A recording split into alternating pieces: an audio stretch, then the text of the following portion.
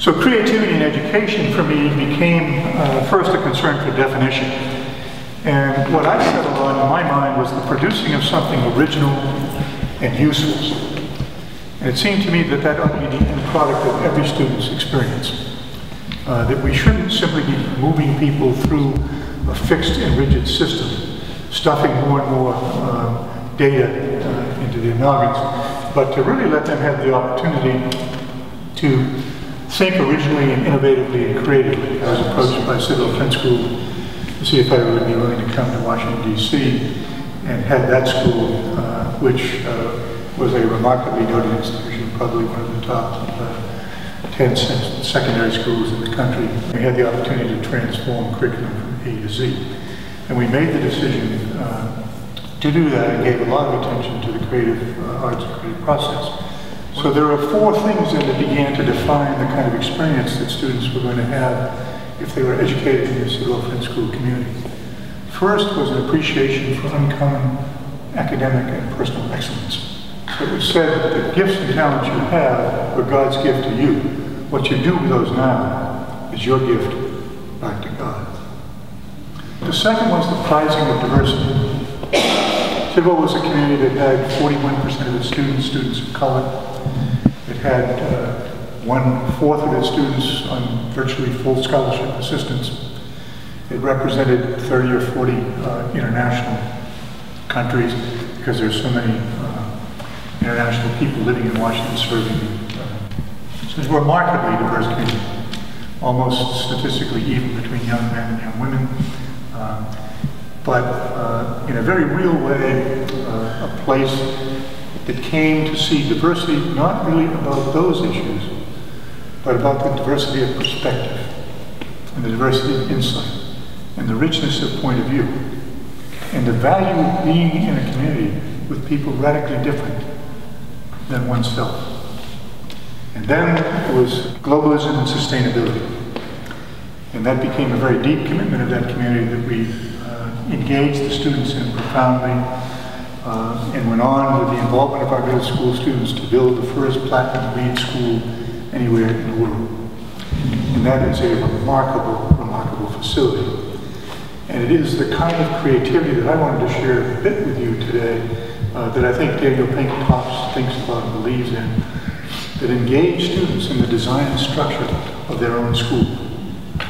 And so they studied the energy systems for that new building. They decided that there would be a wetlands installed in the crux of the two so that they could do science, not read about it and study it. And so there was a small fish and frog pond that attracted birds and bugs and animals, and it became a laboratory for the 5th and 6th graders in that middle school to go and do water testing and measurements of populations of birds, and butterflies, insects. Quite remarkable. On the roof of that building, they designed about 25 or 30 4-foot by 4-foot gardens and grew produce in those gardens, but only with the sanction of members of their biology faculty about things that were good for human growth and development. And it was designed to be a way of teaching young people about what it means to eat in a healthy way and why. And so that produce that they grew on the roof of their own building found its way to Meriwether Godsey, the food service people for us in the school cafeteria, and that became a source of the food for the middle school students. So they decided as part of their academic life what they would grow as part of their volunteer and service life in school, picking and moving that to the cafeteria, and then lastly eating it and gaining in a productive way from it. But it was an extraordinary way of gauging people thinking about personal health and the importance of dealing with obesity, which is now a profound issue. More than 1/3 of the students in American schools are suffering from that issue. And it's certainly not healthy for individuals, families, and children. Then the sustainability piece became connected almost with a hyphen to globalism, saying you can't talk about sustainability in a neighborhood or in a vacuum. We have a globe. We're all citizens of that shared community. We've got a responsibility to prosper together or to decline together. So we needed to learn how to live in a kind of global community. And when the students understood that, the faculty understood that, and they committed to it, we changed a lot of the dimensions of the school.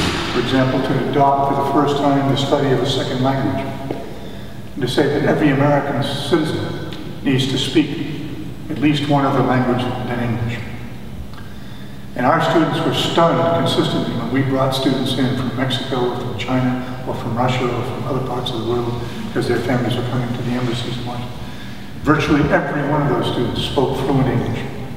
And they could come as juniors or seniors right into our classes and take AP physics or calculus without blinking an eye. We had students, we were the first school in the United States to teach Mandarin. We had students who were serious students of Chinese, but not a one, I would venture, could have left Washington and gone to Beijing or Shanghai. We were connected with Beijing Normal University and Shanghai University and studied in their schools. They all operate pre-K through 12 schools as education programs in those Chinese universities. But it was very much a sobering experience for our students to see the importance of mastering a second language, even though English has become such a universal language. And now with modern technology, almost anything can be translated instantaneously. We then helped develop a program called School Year Abroad with Exeter and Andover, and sent students, about 15 a year, to live for a year either in China or India or Japan or France or Italy or Spain.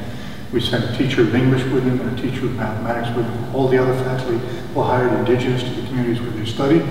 They were not allowed to live in residential environments. They had to live in family homes chosen and approved by the School Year Abroad group. We did this in concert with Andover and Exeter, Howard Westlake out in LA, and Dalton School in New York City. And there were about 60 students at each of these various sites from different parts of the U.S. I guess the trend that I see is America as a nation has traditionally been a problem solver, and that stems from being able to go through a creative process rather than being funneled into a single file education system.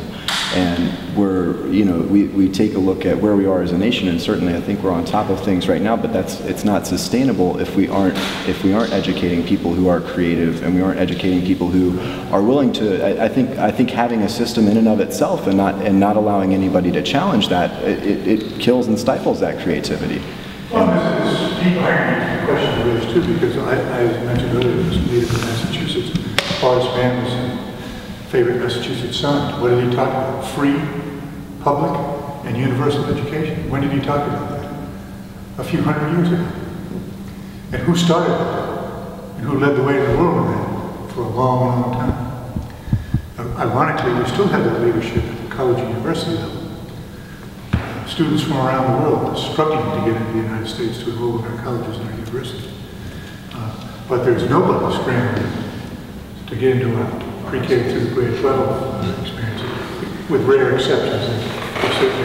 The Bronx School of Science or some of the North Carolina School of Science and Mathematics, there's certain elected spots where, and there's some public schools that are doing quite extraordinary work in Wellesley, Massachusetts, or spots where there is a deep commitment to that in the community. But I think your question is a powerful one, and we've got an obligation, in my judgment, to do as much as we can to lift all boats and just set aside why it's in the interest of the people.